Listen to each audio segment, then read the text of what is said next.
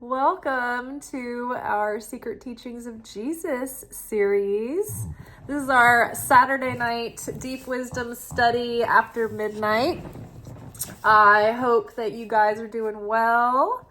We are just taking time when the veil is thin to connect to the Creator and dive in deep into some deep study. We have been delving into the Gnostic Gospels for the last couple of years for our Secret Teachings of Jesus studies. And currently we are in the Gospel of Thomas. Before the Gospel of Thomas, we covered the Gospel of Mary. We covered the Gospel of Philip. That took like a year and a half. And then we've also covered at least part of the Secret Book of James. So tonight we are moving on to saying 18 out of the Gospel of Thomas. The last 3 weeks we were unpacking saying number 17 in a 3-part series, and now we are ready to move forward. So just some context. So the Gospel of Thomas is similar to the Gospel of Philip. A lot of the Gospels have like kind of a theatrical element going on where there's dialogue, there's things happening, people are talking to one another, they might be going somewhere and doing something. But the Gospel of Philip, for instance, were these isolated portions of cryptic, esoteric text to like meditate on and mull over the mysteries. The Gospel of Thomas is very similar, except that instead of like having a paragraph that we're like reading, it's more of like a couple of sentences. It's shorter than that. And so whereas the Gospel of Philip had the sections labeled and titled, in the Gospel of Thomas they're just numbered. Even though they acknowledge that God, this is a living word and it should be understood as being present tense, like Jesus is alive and living, so he says these things. It is written in past tense, just for literature, like literary comfort, so to speak. And then the Gospel of Thomas, like it doesn't deal with any of Jesus's comings and goings, or like any of the miracles he performed, or his death and resurrection. It's literally centered around the things that he would teach and say. So with no further ado, I'm going to read this portion a couple of times so we can let it sink in. And then if there's any footnotes, we'll go back and check those out. And yeah, and we'll take it as it comes. We'll unpack it line for line. All right, so this is saying number 18. The disciples said to Jesus, "Tell us how our end will be." And Jesus said, "Have you discovered the beginning? Then so that you are seeking the end? For where the beginning is, the end will be. Blessed is one who stands at the beginning. That one will know the end and will not taste death." Okay, let's read that again. A lot of big stuff there. A lot of big stuff. I also have a tickle in my throat, and so I feel like even though I'm trying to get these words out in a smooth way, I feel like very robotic and choppy and out of body right now. So if you're like, why is she weird right now? It's because I'm trying not to cough.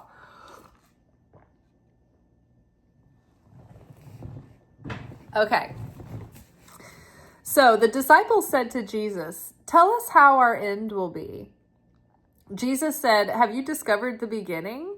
Then so that you are seeking the end? For where the beginning is, the end will be. Blessed is one who stands at the beginning. That one will know the end and will not taste death." I love how sassy Jesus is all the time. People are asking questions, and he gives these like these difficult questions back they're not really answers. They just raise more questions. So the disciples said to Jesus, "Tell us how our end will be." And Jesus said, "Have you discovered the beginning then, so that you are seeking the end? For where the beginning is, the end will be. Blessed is one who stands at the beginning. That one will know the end and will not taste death." Okay, so we do have a couple of footnotes. So the first footnote is the disciples said to Jesus, "Tell us how our end will be." And this is referencing Matthew 24:3, Mark 13:3-4, and Luke 21:7. We're not going to go read those, but I do like to give you all those references in case you just got curious and wanted to go look those up. Also, the Gospel of Thomas saying 49. And then, let's see, there's another footnote here. Blessed is one who stands at the beginning. That one will know the end and will not taste death. So that also, that was referencing the Gospel of Thomas 49. Okay, so the disciple said to Jesus, "Tell us how our end will be." And Jesus said, "Have you discovered the beginning, then so that you are seeking the end? For when the beginning is, the end will be. Blessed is one who stands at the beginning. That one will know the end and will not taste death." So Jesus is kind of messing with them. He's kind of like sassing them a little bit. Basically like, "Oh, so big, you guys are asking about this. Do you even know, what the beginning is? You're asking about your end. Do you even understand what the beginning is? Like, if you understood that, then you know the end was, right? Blessed is he." And then so like he always like kind of comes back with these riddles, like forcing them to probe deeper. Jesus did not want his followers to be passive, just taking in, passively all the answers, but rather he wanted to engage them to have these revelations on their own if they could. So Jesus is referring right now to layers and layers of deep secrets. So tell us how our end will be. And Jesus said, "Have you discovered the beginning then, so that you are now seeking the end? For where the beginning is, the end will be." So in the Gospel of John, I believe, is where it says, "In the beginning there was the Word, and the Word was with God." And so that is the beginning, as in the earth was without form and void, that beginning. Jesus was with God even before the physical reality was conceived of. And then we talked about this recently, how Jesus came from like a higher place than our souls came from. And so he was up in the upper realms with God in the beginning, before anything had been brought into formation. Jesus was there in that omnipresence and that eternal nature. So Jesus also says something. He says, "I am the Alpha and the Omega." Right? And which ties into the same concept that we're going to learn, because that's essentially the same thing. I'm the Alpha and the Omega. I'm the beginning and the end. So he keeps hinting to the disciples, like, they're asking about what's our end going to be, Jesus? What is our, what is the end game for us? What is that going to look like? And he's like, "Well, do you know the beginning? Like, if you knew the beginning, you know the end."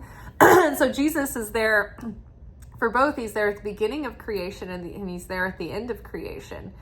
And so I think that they were wondering, "Hey, Jesus, what's going to happen to us after we die?" But that's not the end of the story, because in Judaism, they understand that there's like cycles of reincarnation, and that we continue to come back and like work on our tikkun olam, our soul correction. So there's continuing process that our soul goes through after we die. So even our physical end in this carcass, in this flesh suit, in this sleeve, it's not the end. So it's just opening up a can of worms. So he's like, do you understand truly what the beginning is or the end is? So let's look at chart. Chart is here. Okay, so this is the tree of life. I'm just squeaking around on my leather couch, guys. I always think I'm not farting on camera. I hope you know that. So this is the tree of life. And these circles are the 10 Sphirot. And this one here, this is not counted in the 10. So you might be like, no, there's 11 circles there. And yes, you're right. There is 11 circles. But dot or dos, here it's spelled dos, dot. Hebrew is often spelt different ways when it's translated into phonetic English letters. So just, that's confusing if you don't realize that ahead of time. So you might hear certain words pronounced a little differently here and there depending on where my ring is pinching my ring. Pinching my finger. Ouch. So anyway, I've seen this spelt dos and dot, but anyway, that is a state of an attribute, an unmanifest attribute that becomes awakened rather than one of these dimensions. So the 10 dimensions represent the 10 attributes of God that make up the Godhead. And then those are the 10 governing forces that create the universe and existence, and even beyond the universe, like physical existence, including the multiverse, all of that, right? Everything that's in this physical material world. So these are dimensions of reality. They are dimensions of God's being. They are dimensions of existence. They are the governing forces of reality and this reality that we experience. And they are also the 10 dimensions of the human soul and human consciousness. So this is a microcosm and a macrocosm, right? You're looking at the map of God, and you're looking at the map of the human soul, and you're looking at the map of reality. And in between these archetypal traits or states or virtues, we have these paths that connect, and these paths lead to certain rites of passage or experience that prepares the vessel to receive the fullness of these virtues and bring them into balance and bring them into harmony. So when you go from top to bottom, Keter is 1, and then Binah is 2. Keter is 1, Hakma is 2, which is the divine supernal masculine. Then Binah, which is the supernal feminine, is 3. The Gevurah is the 5th. 1, 2, 3. Hesed is the 4th. Gevurah is the 5th. Tiferet, which is the Christ center, is 6. And then we have Netzach, which is 7. Hod, which is 8. Yesod, which is 9. And Malchut, which is 10. From a human perspective, we, the human beings, are manifest in Malchut. Here, this is the material realm. Right here. This is the last one in the gumball machine, right? The gumball dropped, boop, down to earth, down to the multiverse here. This is physicality. Now this is this is 1, 2, if we're going up this way, or 10, 9. Yesod, this is the astral realm. This is our neighbor, next door neighbor. So we have the physical world and we have the non-physical world that we're immediately attached to. And this is the passageway through which all things from the upper realms flow into the material world. And this is also where all things from the material world re-enter and travel back to the upper realms. So anything that we manifest comes from here. Anything that, as far as like our souls pass through here, they come and go from here. And our dreams, like when we have nightly dreams, those occur in this realm. So when we have legends and myth in the collective consciousness, those live here, right? The myths that we speak of, to some degree, they have a realness to them, and they exist in this realm. They're called what are they called? Thought forms. Thought forms. So from the context of the human, we are down in the earthly realm, and we are ascending upward to go back and reunite with the Creator. So we have to ascend in consciousness in order to transcend the weight, the lowliness of the ego that holds us down, or the flesh that holds us down in this material world. Now, God, the energy of God, comes down, the light of the Creator condescends through these 10 dimensions to go through these filtration systems so that it can come down and reach us here. So when light begins, like when the Creator, before the Creator started to create the multiverse and the universe and reality, and even the heavens that would also play a part in the reality that we work with, and the spiritual reality that we interact with. Before that, there was no existence at all. And that is represented here with the 3 veils of negative existence. This is the endless light, and then there's the void, and then there's like the absolute. So God was here in the endless light in absolute abstractness. And like God's consciousness became more and more condensed and more concentrated. And finally one day it was like God wanted something to share with. It wanted something to relate to. And so that consciousness of I am that which I am becoming, I want to share with the vessel. I want another. So then God pierced the veil through this primordial point, and that's where the light started to enter into this vessel here. It was creating a vessel. And so this is the beginning, right? So as we human beings, like out of the box, we have this very base level soul, and we have a very base level consciousness. In fact, just people before we have a spiritual awakening, we're basically like animals. We're like animal humans. But you've heard in like the Gospel of Philip several times, and even I think maybe a couple of times in the Gospel of Thomas already, you've heard Jesus say things about the true human, or he'll like qualify like a certain kind of human, like an elevated human. The elevated human is the one that is awakened. It is, oh wow, my soul is alive. I'm aware of who I am. I'm aware of myself, my soul inside of me, and I am on a path to correct my tikkun and shed my ego and shed my negativity so that I can become more like the Creator, so that I can go back and join the Creator and become one with the Creator. So as we awaken, and our consciousness begins to expand and change and transcend beyond our animalistic impulses and our selfish inclination and our panikedness, and all of those things that are sort of like our lower base instincts. When we start to transcend these, it's like we start to shed all these layers of this heavy negativity, and that allows us the ability, once we it's like we awaken the light of these Sphirot within us.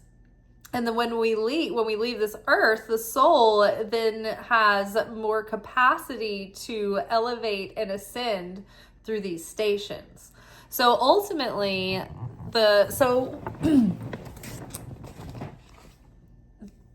middle column here is like the path of consciousness. And then the paths on the side, these are like our pillars of experience. So the right-hand column is mercy. This is the masculine pillar. The left-hand column is the feminine pillar, and this is the column of judgment. So this column of mercy is kind of like the nice blessings in life, where you're being given fulfillment, you're being given like merciful lessons, you're getting the sweetness, right? You're getting the blooms of the rose.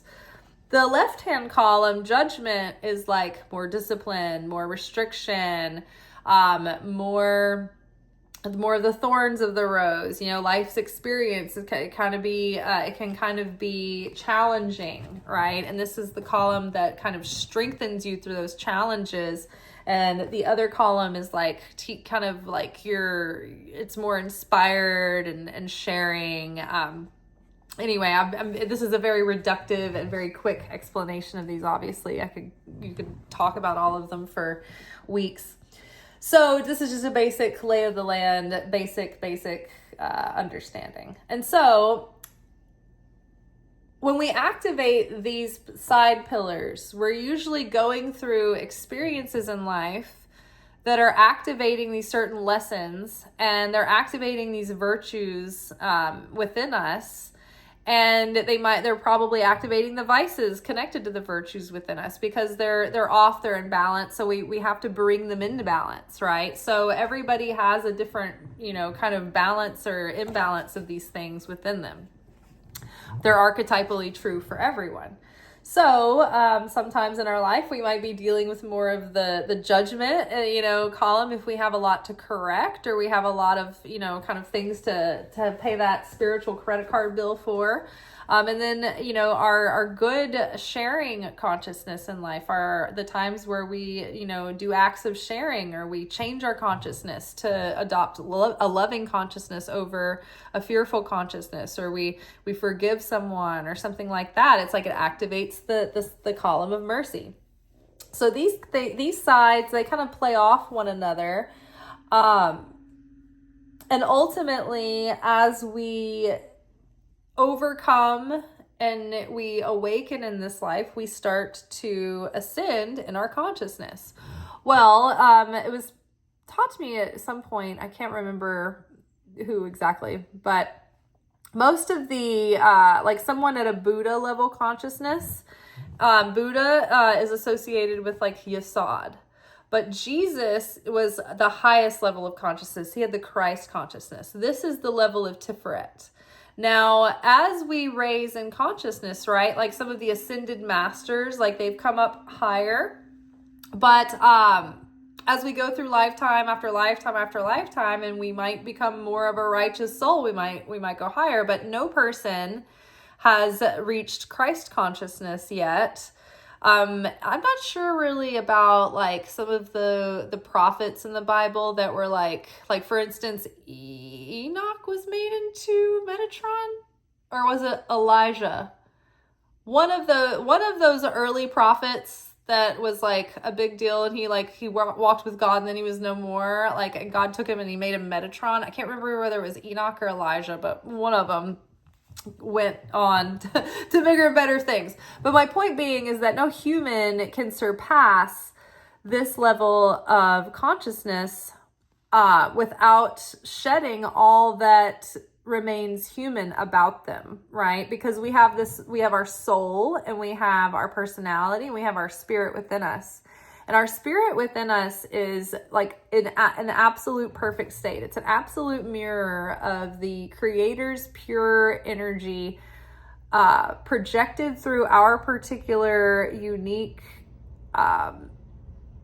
energetic signature, so to speak. And there's no flaws, there's no dings from life's disappointments or pain. Like this spirit has never been tarnished, it's never been scratched, it's never been scuffed, it's never been taken down by limiting belief. It doesn't have any of that negative or like faulty programming.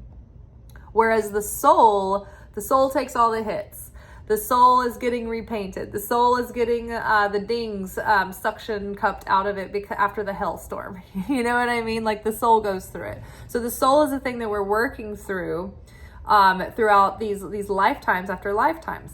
And so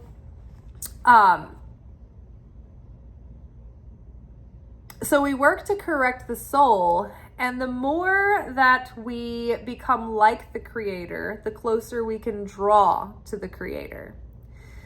So the whole point is that gradually we shed layer after layer after layer of our ego. But once we surpass Christ consciousness and we start shedding anything left of our ego, we shed anything left of our individual personality. And as we transcend these levels, eventually we take off all that was physical about us. We take off our physical vestments, our physical clothing, and we're left with nothing but our light body, nothing but our soul, nothing but that pure consciousness. And then we unite back with the Creator in Keter.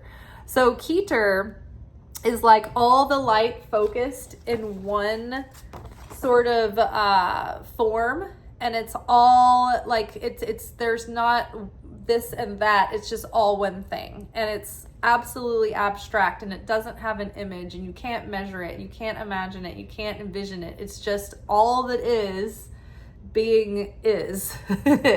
And then when it starts to go through these other layers, then it gets it starts to condense and become something more comprehensible, but not until we get into the physical, right? So pretend like, say this is an idea, right? Because the path of an idea is the same creation path that anything goes through. It's the same path of manifestation. So we get a spark of an idea up here. We get all excited about it. We've got all this energy to manifest this idea, but we don't have a structure. We don't have a plan, right? And so then it's like it goes here into Binah, which gives it structure. And then it goes here, and we are inspired because there's something about it that we want to share. It's like a gift that we can share with mankind that makes the world better. It helps people solve problems, right? And then we have the motivation and the strength to do it, persevere and push through the challenges. Then, over here, when we get to Netzach, this is about creativity and inspiration. And so it's like the inspiration is coming, the creativity, the excitement, the dynamism to have passion about what we're doing. Had is like the logical, pragmatic plan. It's the numbers, it's the communication, it's the sciences and the maths. And then we have everything kind of comes into a mixture here, almost like it's in like a concrete mixer before it pours out into a physical manifestation, to a physical idea. So we have the beginning here and the end. Well, the end for us is the beginning. And the end is the beginning for the Creator, right? So this is one, from the Creator's point of view, this is 1 and this is 10. But from our point of view, this is the first level of consciousness, and we have to work our way up to 10. So let's read this again. The disciples said to Jesus, "Tell us how our end will be." And Jesus said, "Have you discovered the beginning then, so that you are seeking the end? For where the beginning is, the end will be. Blessed is the one who stands at the beginning. That one will know the end and will not taste death."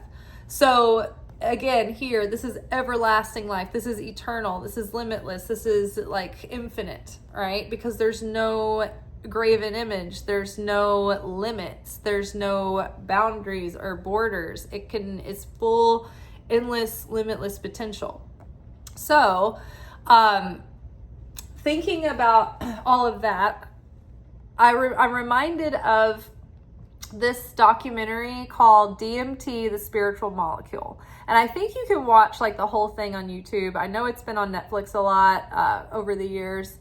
And then there's like additional like extended interviews that I found after watching the main like edit or whatever that's, whatever on Netflix. But then there's like extra deleted scenes or like extra extended interviews that you can find on YouTube. And it wouldn't have been like, it would be hard to understand the context, I think, if you didn't watch the whole documentary. But basically, DMT is the chemical that your brain releases when you die. And it's something that, like, people relate this to the visions that they have of the afterlife or whatever. They say it comes from the DMT. But there's also DMT in these certain plants in the rainforest. And so there's like rituals in the rainforest where they take DMT in the form of a tea or whatever, and it's like a psychedelic sort of shamanistic journey of like you kind of meet this spirit guide, and it's kind of always this same spirit guide, but they show you through a lot of your inner conflicts, and it really helps people like do this deep soul correction.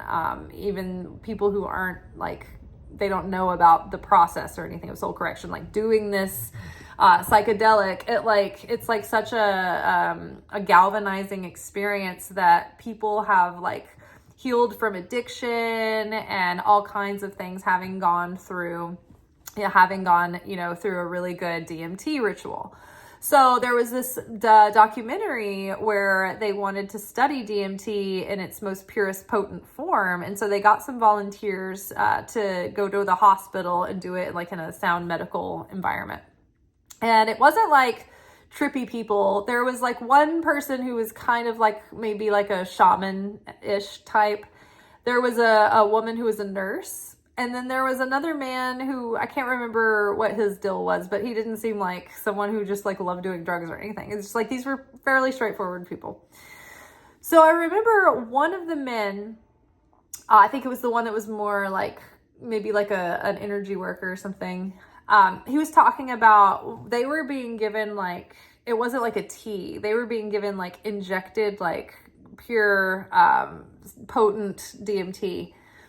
And so this one man was talking about how he felt when they gave him the dose, everything sort of started like kind of building up like this pressure, like almost like a rocket launch. And then all of a sudden it was like his consciousness just shot out of the top of his head, like his soul left his body, and it just starts projecting up into the sky, like, and going further out of space until he starts passing like universes and multiverses, and he's going into these like beyond the realm of like physical reality.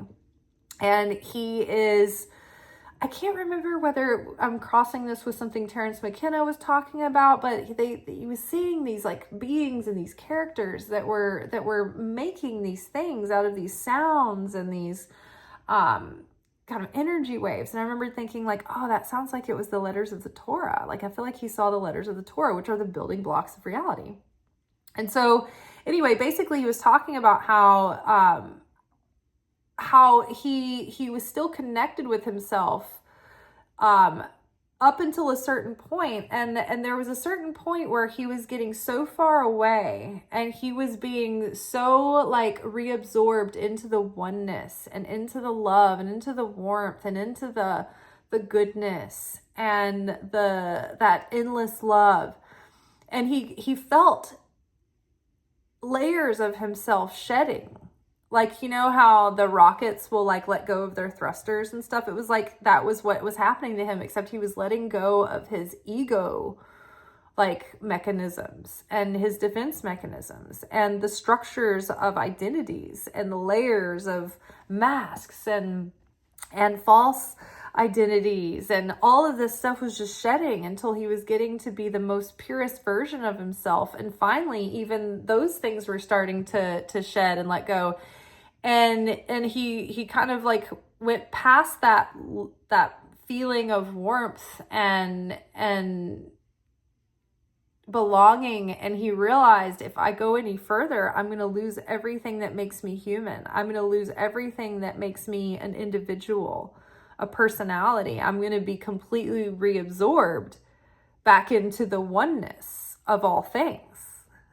That's the ultimate plan for us all, because that's where we came from, right? This little hole right here in the paper is so perfect because it really demonstrates, you can kind of see the light coming through it sometimes. The light, that singularity, you know, we know the story of the Big Bang, and that's when you think about that on a cataclysmic level, that everything came out of this singularity, and everything in the scientific explanation is said to collapse back into that singularity. And they think that like the universe is like that. It opens up, and then it implodes on itself, and then it explodes in a big bang, and then it gestates and makes something, and then eventually it all comes back in, right?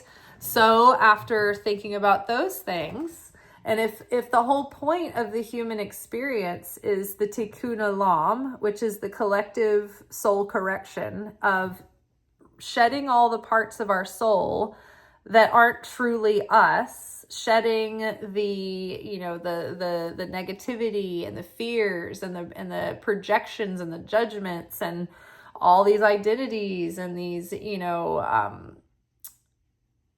facades that we don. It's like we shed all these things so that we can attune our vessel to bear affinity with the light of the Creator. So what does that mean? We are constantly trying to allow layers of our ego to die and break away so that we are becoming more like the Creator, so that our consciousness is like the consciousness of the Creator.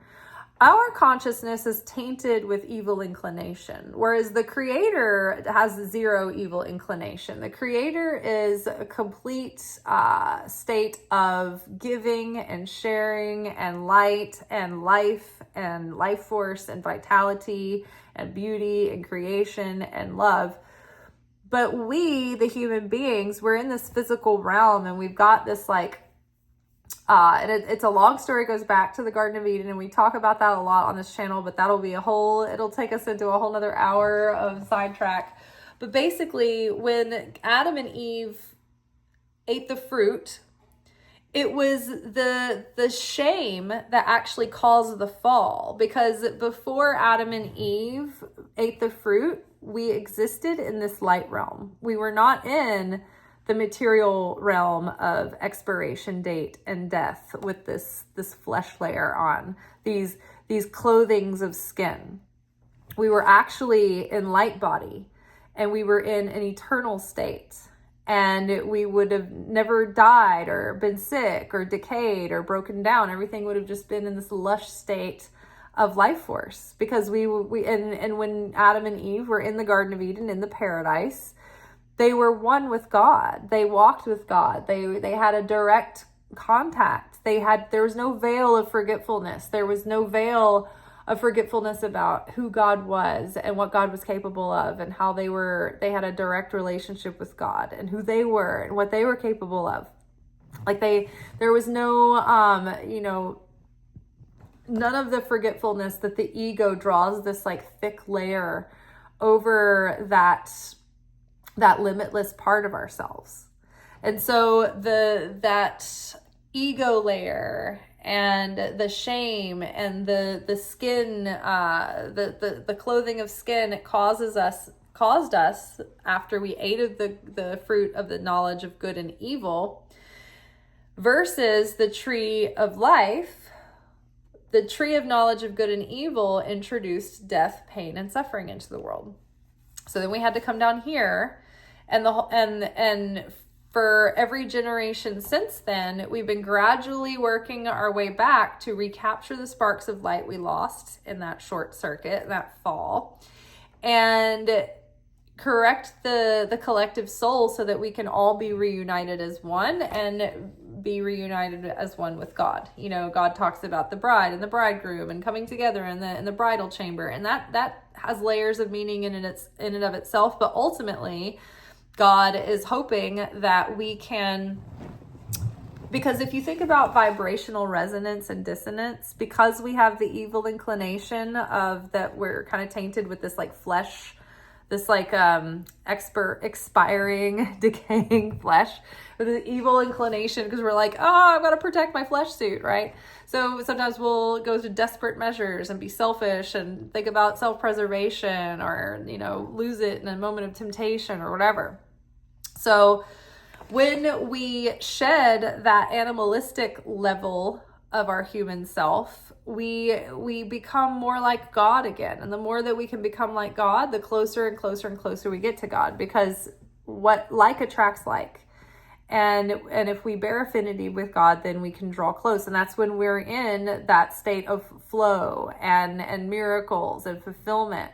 And whenever we sever that connection, that's when we're in chaos and discomfort and disgruntledness and dissatisfaction, right? And it's all in the consciousness, right? If we have the consciousness of the Creator, then we're connected with the Creator and we're in the flow of blessing and protection.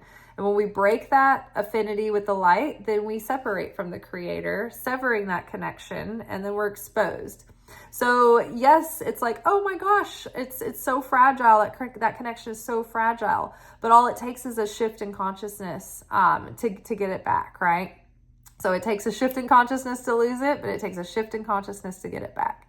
So we are working life after life after life to shed the layers that aren't us, so that we can reunite back with the Creator. So the disciples said to Jesus, tell us how our end will be. And Jesus said, have you discovered the beginning? Then so that you are seeking the end? For where the beginning is, the end will be. So tell us where our end will be. And Jesus said, have you discovered the beginning? Then so that you are seeking the end? For where the beginning is, the end will be. So from Jesus's perspective, this is the beginning. He was there when it was the beginning. But for our perspective, this is the last stage on our trip that we're aware of, right? But it's the beginning for Jesus, for God. So this is the beginning of all existence here, right? That when before reality was ever anything at all, and it was just unbeingness and chaos and void, there was only this up here. The first thing that there was Keter. Boom. Primordial point. Burst of light coming through, an absolute radiance. All the light, all that is all there in its greatest form of abstractness. That is number one. That's the beginning, right? So beginning for spirit coming down and then eventually getting into the last stop, earth. But for the earthlings, this feels like the first step and this feels like the last stop. So the disciples said to Jesus, tell us how our end will be. And they probably were just thinking he was going to be like, well, you'll die and you'll go to heaven and we'll have a big feast and we'll have chicken, whatever we want, fried chicken, we'll have pizza, we'll have, all the things that are on the feasting table, grapes. They love to put grapes on a feasting table. Dips, we're going to have, everybody's going to make a dip. Heaven's going to be fun. We're going to sing songs. We're going to do baptisms. The streets will be gold, but whoever likes flowers, we can have those too. I think they were hoping for something like that. Just like a nice, comforting, easy to digest, not I'm the Alpha and the Omega. I am the Word. At the beginning, there was the Word, and the Word was with God, and I am the Word. And they're like, how can you be a word? And he's like, well, in Aramaic, word is also interchangeable with divine person. So, so he's always like giving them more riddles, and that's the truth. The greater truth of reality is that it is a mystery full of riddles, and the only way we can get close to it is just by playing with the riddles. And kind of catching it peripherally and getting sort of that, I got a glimpse of understanding there. And as quick as I had it, it left me kind of thing. So yes, there is this endlessness and this vastness, but there was a beginning within that eternity and within endless unbeingness. And that beginning was the Father and the Son, and they were there together. and the Divine Mother, which is the womb that held them. So Keter here is the beginning. That is the beginning of the light's process in becoming. Final level of manifestation is Malchut, where we are in the material world. The kind of the least significant of all, the 1% out of the 99% of the reality, just this one little 1% down here. So the disciples said to Jesus, "Tell us how our end will be." And Jesus said, "Have you discovered the beginning?" Because you know what? They didn't necessarily know about this. Like the disciples, so there were Kabbalists throughout history, starting in the Garden of Eden, starting with Adam. Moses was given the Kabbalah, Abraham was given the Kabbalah. Like it was something that was given and then passed on like orally from teacher to student in secret. But the deeper wisdom of the Kabbalah, I think, was like fleshed out over the aeons or the thousands of years it's been around. But ultimately, it was supposed to be held secret until the time of the Mashiach, until the age of the Mashiach, until the generation of Mashiach. And so it has been in the last about 100 years that this wisdom has gained popularity. But in Jesus's time, like Jesus knew this wisdom because he had the secret teachings that he was giving his disciples and students, some of them anyway. And he was like, keep this in secret, but keep this wisdom, but keep it secret, right? So the wisdom was being kept for the time that people would have the capacity to understand it or gain understanding, and they would have the consciousness to be able to handle the responsibility of it. And also when we would have need of it. And so it was held in secret, and gradually over time, the writings, the oral passing down has become writings, and things got organized and things got compiled. And then the Rabbi Shimon Bar Yochai wrote the Zohar, which basically he took all of that wisdom and it was able to put it all into one major compilation of writings that was the commentary on the Torah, the deepest commentary on the Torah. This is the mystical commentary on the Torah. Okay. The disciples said to Jesus, "Tell us how our end will be." And Jesus said, "Have you discovered the beginning so that you are seeking the end? For where the beginning is, the end will be." Alpha and the Omega, right?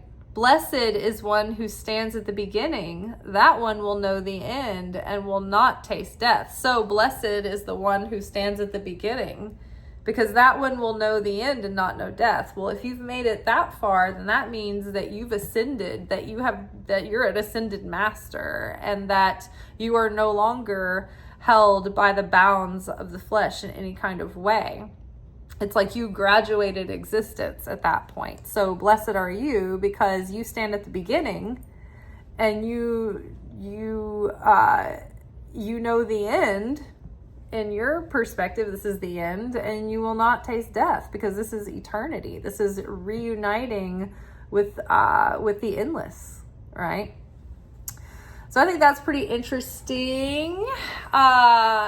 Yeah, kind of a heady one for tonight, but I like it. Oh yeah, and so basically what I was getting at was that Jesus had these secret teachings, but they weren't like, he wasn't giving them to the general public. In fact, there were things that he hid plainly in his parables that he would teach to the public, but people they weren't really capable of understanding, or at least some people could understand some things, some not others. And so at one point the disciples were like, "Jesus, can you just speak more plainly so that everybody can understand you?" instead of like wrapping these in riddles and parables and whatnot, maybe you can speak more directly so we can just like make sure to get it right. And he literally told them that he hides the parables so that the hides the truth in parables so that the blind may not see. So there's something about like the wisdom is kept for those who have the merit of the wisdom to understand. And it's not like, you know, you're not either born with it or not. Like you can work on this. You can spend time occupying yourself with matters of the Torah and of these mysteries. So he was giving them in his parables in layers that may or may not be understood by some and others. And then also there were separate teachings that he gave that the disciples that ended up being published in the writings of the Gnostic Gospels, which, you know, some of them they're not sure like when they were penned and, you know, maybe if it was like definite authorship. But for me, the truth comes out of the page. And if you're dealing in ancient times when things were orally passed along, and they would be scribed at different times, or maybe, you know, in different places, finally scribed down after the oral passing of down, then you don't really know when the teachings are originated just because the papyrus dates back to a certain time. It's like, yes, that person might have written that down later, you know, because they're a student of these people and they're like, okay, well now it's time to write this down, but it doesn't mean that wisdom hadn't already existed and being passed along, if that makes sense. I don't know. That's the way I look at these Gnostics, because some of them, you know, when you read the archaeological introductions and stuff, it's like the dates, you know, are iffy, and some of them and some of them not. And so the Pistis Sophia, for instance, is, you know, it's not necessarily written by an apostle or a disciple. I'm not really sure. It's hard to say who wrote it. I can't remember, because I've started to read that book several times. It's so dense and far out and cosmic, and I just need the time to make that my book that I'm reading at the moment. But I love it. I love every time I start to read it. There's so much in it. But in the beginning, the first part, the introduction of the Pistis Sophia is a scene where the disciples are meeting. And this is after Christ's death. It says that he was meeting with them and giving them the rest of his teachings for like 11 years or so before he fully ascended into the upper realms, into the mysteries. And so it wasn't until that point, like he was giving them bits of teachings along this time from his his resurrected state, and they were kind of understanding them a bit over time. They were learning more, but it was like the moment before, or like the moment around when he finally did ascend, he was like, okay, now I'm going to give you guys the fullness of it all. And there was like this huge calamity and commotion and, you know, craziness and earth trembling and, you know, lightning and thunder and all this cataclysmic kind of stuff going on. And they were given the fullness, like they were given all of this like insight into the mysteries all of a sudden. And so this wisdom is like hidden all through the Torah and the writings. And even, you know, for someone who can pick up on them, they're in the New Testament too, even though it seems like the New Testament is just so much more on the surface. There's a lot under the surface of the New Testament, and the Gnostics as well. So there's so much layer after layer after layer. And so Jesus is kind of having fun with them, because he's like, y'all barely know, like, I know that you don't know the deeper wisdom secrets. And so you're just still kind of like tiptoeing and you know, kind of wading around in like the mid-level interpretation of what I'm saying. And some of y'all can't even follow my metaphors. So like, you want to know about the beginning of all and the end of all things. Like you're asking about the end when you don't even know about the beginning. You don't even know the first start of it. So yeah, but yeah, he's always serving. So the disciples said to Jesus, "Tell us how our end will be." And Jesus said, "Have you discovered the beginning then, so that you are seeking the end? For where the beginning is, the end will be. Blessed is one who stands at the beginning. That one will know the end and will not taste death." All right, that is all for tonight. I hope you will join us tomorrow for our weekly energy oracle forecast, where we will be taking a look at the energetic, spiritual weather for the week ahead, see what we can look forward to. Don't forget, we are in this 3 weeks of the the Cancer Mercury retrograde for summer. And this is a challenging time where you don't want to do anything reactive. You don't want to make any big decisions. You don't want to say the big thing or sign any contracts or plant any big seeds right now, because these are, Kabbalistically speaking, the 3 most negative weeks of the year. They're charged with chaos and just raw, direct sunlight. So it's harsh times. You don't want to plant seeds right now. What you want to do right now is use that heat and pressure to refine the vessel, doing the inner work, kind of not taking on anything that you're not already doing. This isn't a time to start new things or try to launch something new, or think of things as being at the seed level right now. You don't want this energy in the seed of something that you're planting. So just be patient. We're in the middle. I think maybe we just finished the second week. I'm not quite sure. Sometimes I just get lost and wait for it to all be over. That's not really true either. But I think that maybe that we're coming up on the 3rd week. So just have a little bit more patience. Let the kind of heat cool off of this charged time. Try not to do anything super reactive or anything, but do observe when you're feeling triggered, or when the emotions are coming up, or when you're just I can't do this anymore. Don't do anything. Don't make any big moves during this time, but take notes.